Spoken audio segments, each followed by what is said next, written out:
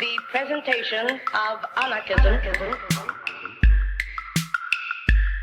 as social philosophy which aims at the emancipation, economic, social, political, and spiritual of the human race. The emancipation. Anarchist Essays is brought to you by Loughborough University's Anarchism Research Group. For more information on the ARG, see the link in the show notes or follow us on Twitter at ARGLBORO.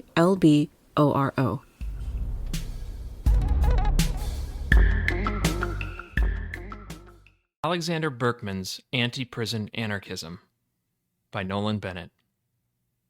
What is a prison? The anarchist Alexander Berkman asked in 1906 during his first public address since his 14 years incarcerated in Pennsylvania. He answers, "A prison is the model on the lines of which civilized society is built." Though with bombast befitting the radical politics of the era, Berkman's analyses of incarceration would make him an apt interlocutor among those who study and struggle against prisons today. Born amid the clash between populists and czarists in Imperial Russia, Berkman emigrated in 1888 to join the equally volatile contests between industrialists and activists in urban America. After working with several anarchist groups, Berkman became notorious in 1892 for his attempted assassination of the Carnegie steel mill manager during the strike in Homestead, Pennsylvania. He and Emma Goldman hoped that their attempt would provoke workers to revolution, but Berkman failed to kill Henry Clay Frick, and upon his arrest he served 14 of the 22 years sentenced at Western State Penitentiary and a nearby workhouse.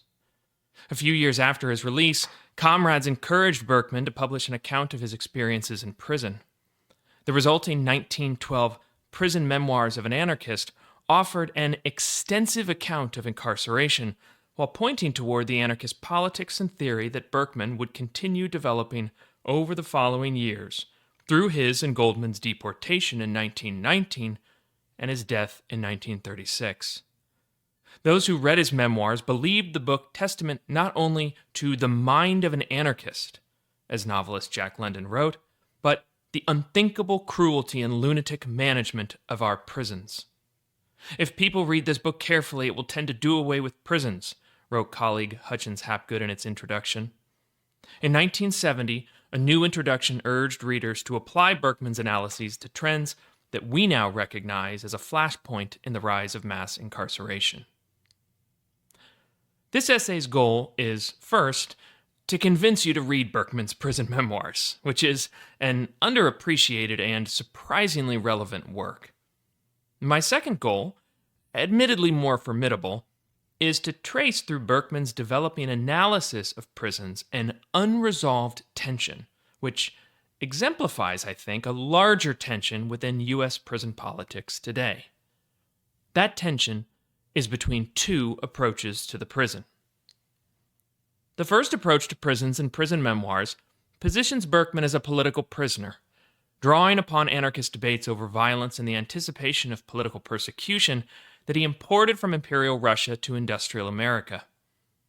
Berkman's accounts of his arrest, trial, and incarceration in the first part of the book present him as a martyred hero for whom prison is proof of his revolutionary deeds, but not itself a side of politics. Berkman described his 1892 attack on Henry Clay Frick as an attentat, a political assassination intended to propel the working class into revolution. Otherwise known as the propaganda of the deed, the attentat was a form of direct action debated by anarchists Bakunin, Enrico Malatesta, and Peter Kropotkin, among others. According to Berkman, the attentat would show the masses the ruling class's vulnerability. The people comprised, to Berkman, the universe, he wrote. Continuing, "The rest are parasites who have no right to exist." Once in jail, though, Berkman is struck by others' rejection of the assassination.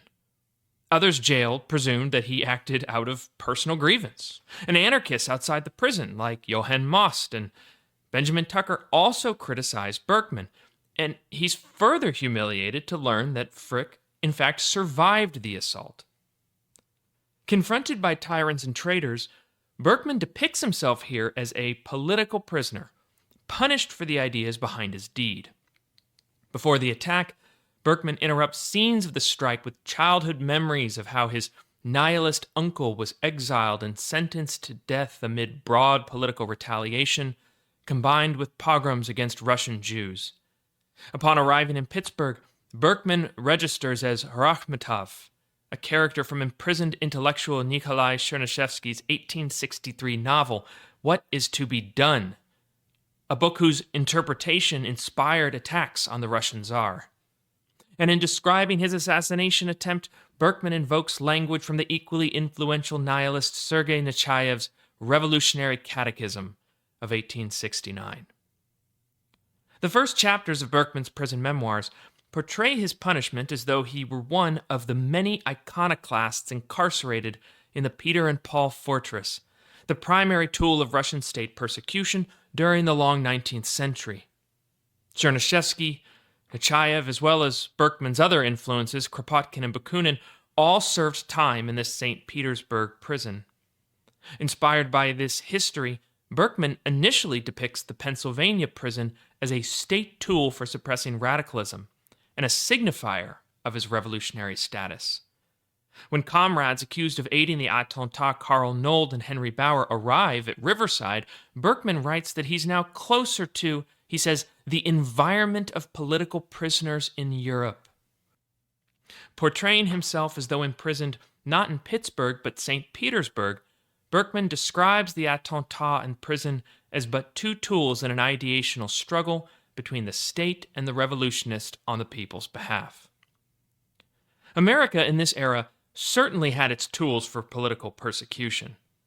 Amid a rising wave of anti-radical hysteria, Berkman was galvanized by the trial of 8 anarchists for their involvement in the 1886 riots at Chicago's Haymarket Square, a trial where the state prosecutor urged the jury that anarchy is on trial.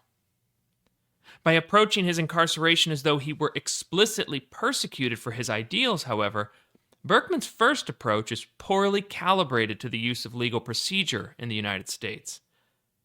Though his attorneys and allies caution against it, Berkman plans to use his trial, he writes, to talk to the people. Refusing to call witnesses at court, Berkman stands to deliver his speech in German, but the interpreter struggles to translate, and the judge silences Berkman before sentencing him. It's not simply that Berkman's attack and attempts at exoneration fail.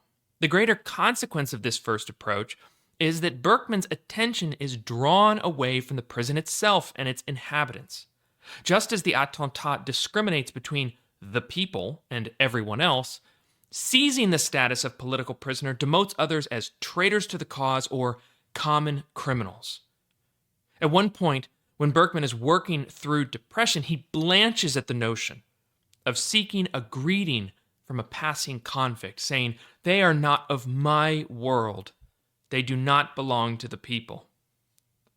For the political prisoner Berkman, the people are always outside the prison, with only parasites or the politically persecuted inside. And it will take much of the prison memoirs for him to see prison differently. The majority of the text covers Berkman's 13 years at the Riverside location of Western State Penitentiary, and it doesn't take long for him to better understand the poor conditions that face all imprisoned people. He describes himself as worn in body and soul. He gets a job in the workshop, but he finds his health worsened by hard labor. When the warden sends him to the dungeon as punishment, Berkman portrays himself, he writes, cast into the stony bowels of the underground. When he's returned to solitary row, the warden withholds his access to books, photographs, exercise, or communication with others. Through these experiences, Berkman develops a second approach to prisons. He shifts attention from himself as political prisoner to the politics of prisons. 3 months into his sentence, he writes, "I had always thought of prison as a place where, in a measure, nature comes into its own. Social distinctions are abolished, artificial barriers destroyed, no need of hiding one's thoughts and emotions. One could be his real self, shedding all hypocrisy and artifice at the prison gates. But how different is this life? It is full of deceit, sham, and Pharisaism, an aggravated counterpart of the outside world. This realization signals a developing view that unites political prisoners with common criminals. Berkman takes up work cleaning cells, which brings him closer to other prisoners, working to understand the thieves, tramps, con men as reflecting the very capitalist institutions he opposes. He analyzes guards, their formal and informal training, writing, "Daily I behold the machinery at work, grinding and pulverizing, brutalizing the officers, dehumanizing the inmates." By this approach, prison is not merely a tool of state persecution. It is an institutional extension of capitalism, the state, and other authorities. Struggle doesn't stop at the prison gates, political prisoners then silenced among the refuse. No, Berkman discovers here the people's political potential behind bars. With fellow comrades Nolan and Bauer, Berkman begins an underground magazine called The Prison Blossoms, and he takes on new contributors and readers from across the prison. The resulting magazine including testimonies, philosophy, memoir, humor. Berkman also observes and assists organized resistance. For example, workers strike after bad meat shows up for supper, he writes, and a later investigation of New York's facilities inspires a similar movement among Berkman's fellow prisoners. Rather than stand by, though, Berkman offers to testify before an investigation committee, and he gathers and conceals evidence of abuse. When authorities whitewash the investigation, Berkman works with others inside and out to publicize the prison's brutality. A final stirring example of Berkman's new empathy are the numerous intimate relations he develops with other men. While Berkman is first repulsed by one prisoner's coercive relationships with younger men, he fosters his own queer connections after sent to the dungeon. There he describes the warmth kindled with his neighbor Johnny Davis, writing, "With a glow of pleasure, I become aware of the note of tenderness in his voice. The two converse, and though they cannot touch, they grow," Berkman says, "openly tender and affectionate. They confess that they would kiss were they free." Later, Berkman forms a similar relationship with Russell, a young man who becomes caught up in Berkman's escape attempt and then dies tragically after a medical accident. And his last words are a goodbye to Berkman. By this point, Johnny had also passed away, and Berkman wishes that a rosebud will timidly burst and flower from his convict grave. Drawing upon these experiences, Berkman would later give lectures with titles like Homosexuality and Sex Life in Prison once he was released. With these experiences, Prison Memoirs of an Anarchist transforms from an attentator's autobiography to a book about doomed men. Prison is no holding pen for political prisoners and criminals. It is an extension of American institutions and activism.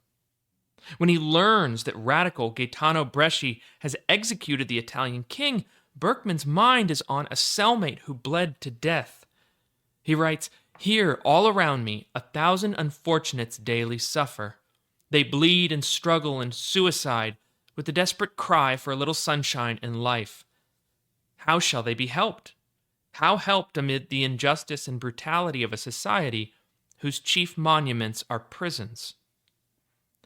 This politics of prisons approach is evident throughout Berkman's works while incarcerated and after. In an essay from the Prison Blossoms published after his release, Berkman theorized punishment as a modern form of civilized revenge, he wrote, that it produces the criminal as an enemy of society. "No amount of punishment," he writes, "can obviate crime so long as existing social conditions drive man to it." Though drawn from his own experiences incarcerated, this developed approach to prisons put Berkman in conversation with others like, Kropotkin, Voltairine de Cleyre, and, of course, Emma Goldman.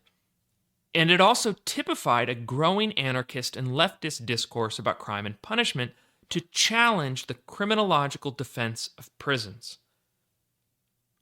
All of this, I think, makes Berkman's Prison Memoirs a fascinating text. And yet, toward the end of that book, and through much of his later activism, Berkman remained ambivalent, wavering back and forth between the political prisoner and politics of prisons approaches. For example, in his first speech, after leaving the workhouse on May 18, 1906, he castigated the prison and its place in modern society. Yet he also expressed gratitude to be away from what he called the select circle of thieves, which included prisoners and guards. He said he was thankful to be back with honest, laboring men. Though newly appreciative of prisoners' experiences, Berkman continued to suggest that anarchists must liberate the masses from the ideas of capitalism, religion, and law. Has persecution ever stifled the voice of truth? He asked his audience after leaving the workhouse. He accused readers of a later book, "You submit to the domination of boss, judge, and government because of their power to deprive you of work, to ruin your business, to put you in prison." Messianic rhetoric in the Prison Memoirs similarly suggests Berkman's commitment to a political prisoner approach. Within one chapter, he decries how religion weaves the spell of awe in modern society, and yet declares his hope for what he calls the revolutionary Messiah. At the end of the book, he describes his own emancipation as a resurrection, using similar language to describe Nold and Bauer. He writes that resurrection trembles within other imprisoned friends whom he once described as parasites, almost devoid of humanity. But are these resurrections proof that the people are their own Messiah, not Berkman? Or are they another of the anarchists' miracles, just as Christ resurrected Lazarus? Once out of prison, Berkman did continue writing and lecturing on the politics of prisons. Yet more persistent throughout Berkman's later activism was his advocacy for political prisoners, support that resurrected the distinction between common criminals and persecuted dissidents. The March 15, 1917 issue of his journal, The Blast, featured articles on the trials of Warren K. Billings and Thomas J. Mooney for their alleged involvement with a bombing at a pro-war parade in San Francisco. The cover depicts a political prisoner slumped over. The text reads, "This man subjected himself to imprisonment and probably to being shot or hanged under the new espionage bill." The man in ball chains and stripes on this cover bears a crown of thorns, and again, Christian imagery idolizes the political prisoner, but ignores the prison or other prisoners. The short run of The Blast focused on the legal persecution facing Billings and Mooney, Margaret Sanger, Goldman, the Magon brothers, and Carlo Tresca. Its page is peppered with advertisements for Berkman's Prison Memoirs, yet with little about incarceration itself. In the following decades, Berkman expanded his advocacy to support political prisoners in Russia and in exile, working with a number of liberal and leftist organizations to publish essays, testimonials, bulletins. And this was valuable work against the injustices widespread from America's first Red Scare to Russia's Kronstadt Rebellion. Yet again, a common strategy of those contesting state persecution was to distinguish between political and common criminals. In a letter to a fellow advocate, Berkman claimed that the so-called criminal is sociologically a superior type to the average man for his nonconformity. Of the criminal, he wrote, "Heroes are made, great explorers, discoverers, men of daring and initiative." And yet, he continued, the political is something distinct. A political prisoner seeks not freedom, but revolution and human dignity. As he concluded the letter, in short, you cannot offhand compare politicals with common criminals. Even though Berkman had shifted his approach to prisons while incarcerated, his advocacy for political prisoners resurfaced and reinforced old stratifications, focusing attention again on the ideas of those incarcerated rather than the carceral institutions demanding abolition. Now, Berkman seems to have acknowledged this tension as he returned to the topic of prisons in later writings. Riding across France from Paris to Saint-Tropez in 1928, Berkman confessed lingering frustration over the role of prisons in revolutionary times and in the working argument of his book, Now and After, the ABC of Communist Anarchism.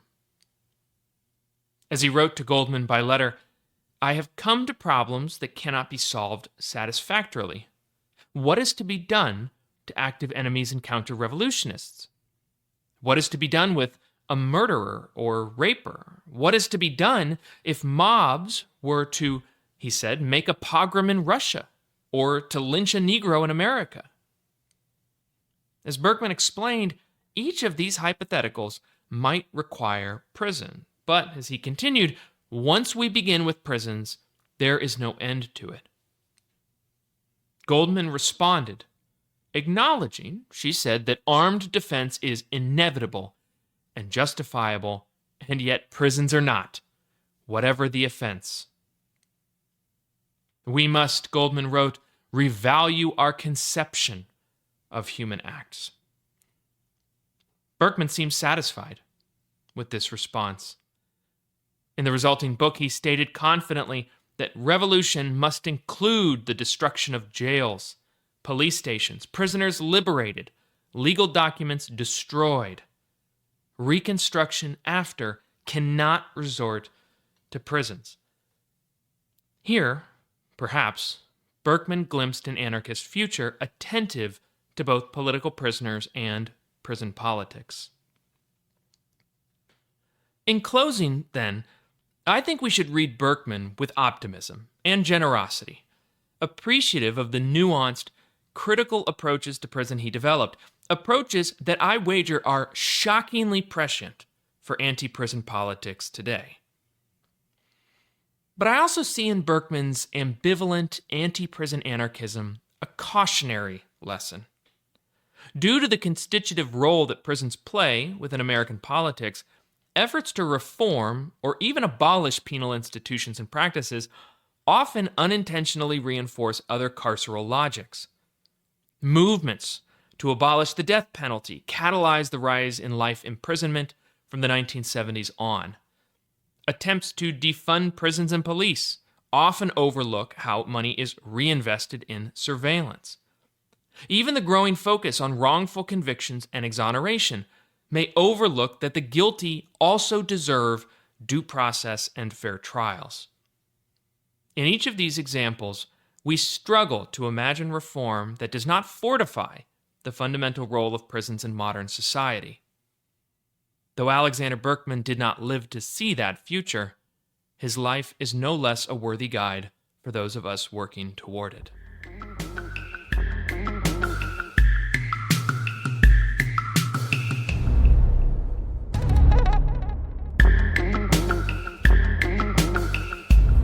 Thank you for listening. To help others find Anarchist essays, please rate and review us wherever you find your podcasts. And if you're interested in anarchist ideas, why not check out the journal Anarchist Studies? For over 20 years, Anarchist Studies has been publishing original research on the history, theory, and practice of anarchism. For more information, visit www.lwbooks.co.uk/anarchist-studies.